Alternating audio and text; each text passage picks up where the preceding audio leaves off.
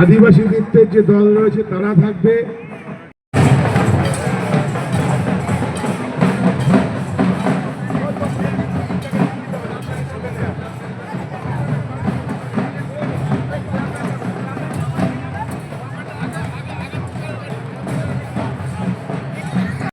উৎসব সোসাইটির সম্পাদক বিশ্বরপাড়া উৎসব, বিশ্বরপাড়া উৎসব, বিশ্বরপাড়া উৎসব।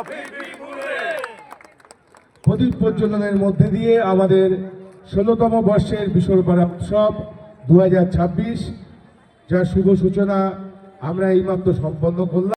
উৎসব সোসাইটির পক্ষ থেকে আমরা এখন আমাদের আজকের যে উদ্বোধক তাকে আমরা বরণ করে নেব।